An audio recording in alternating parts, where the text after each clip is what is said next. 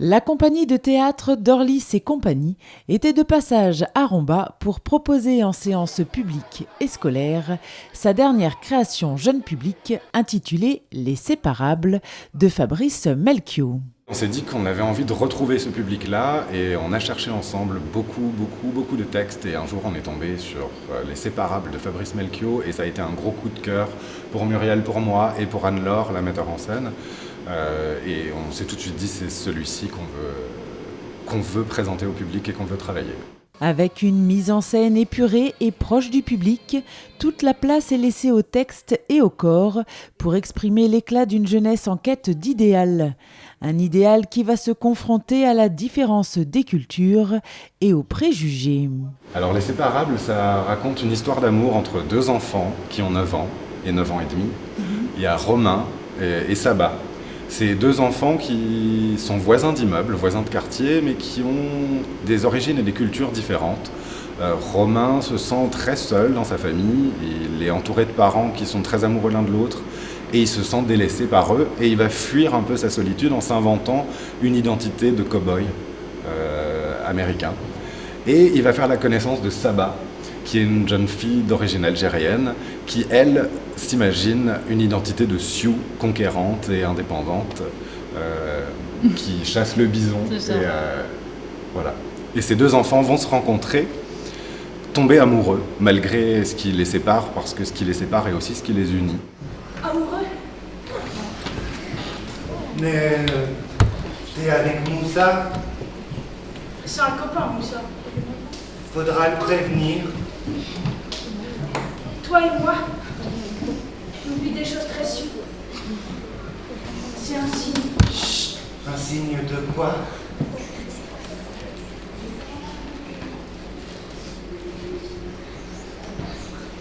Qu'on est inséparables. Ils vont se retrouver confrontés aux préjugés, à la discrimination, au racisme, à leurs propres préjugés.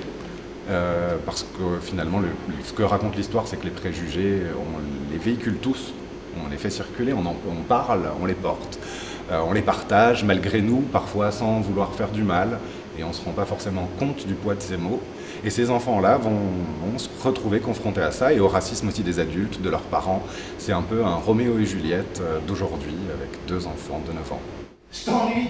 Ouais, tu fais ton malin et t'es pas sûr. Je fais mon malin? Ouais, t'es qu'un petit chiot berger allemand, c'est tout ce que t'es.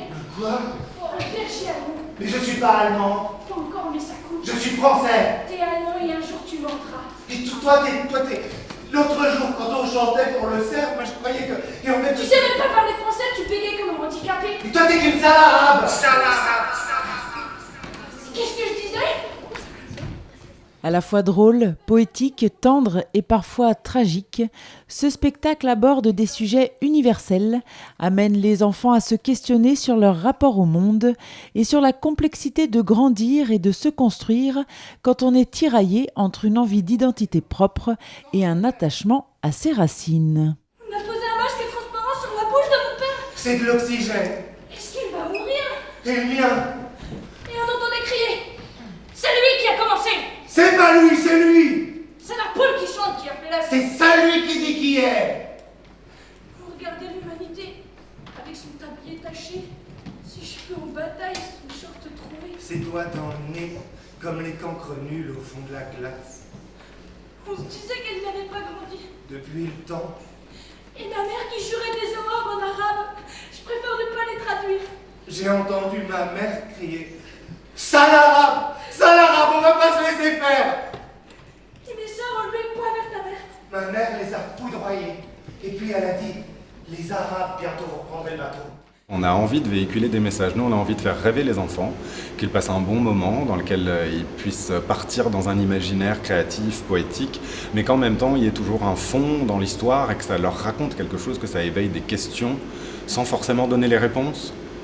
Parce qu'on n'a pas envie d'être là pour donner des leçons, on a envie d'ouvrir les questions, les réflexions. Lauréat au festival Momix de cette année, ce spectacle ouvre la possibilité au débat et au questionnement sur le rapport à l'autre et à sa culture, mais également sur sa propre identité. Sans jamais porter de jugement, mais plutôt pour ouvrir les réflexions et amener à la discussion. C'est d'ailleurs ce qu'il s'est passé à la fin de la représentation. Les comédiens ont proposé un temps d'échange pour que les enfants puissent poser toutes les questions qu'ils souhaitaient. Un réel moment de partage que tout le monde a apprécié. C'est toujours très plaisant de pouvoir échanger avec eux, de voir leurs yeux, leur regard pétillant, leur regard d'enfant sur les choses, de voir ce qui les travaille, ce qui les questionne. Et nous, ça nous nourrit aussi parce qu'on se rend compte de ce qui va les marquer plus que d'autres choses. C'est pas forcément ce à quoi on s'attend, mais finalement ça révèle des choses sur qui ils sont, sur leur questionnement qu'ils ont dans la vie. On adore. C'est une rencontre avec eux, et rencontrer le public, c'est génial. Où vous trouvez toutes les photos dans la petite boîte? Alors les photos, on les a prises sur internet en libre de droit.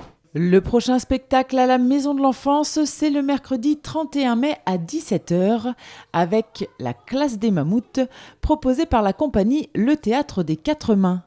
Une autre histoire, un autre voyage à venir découvrir.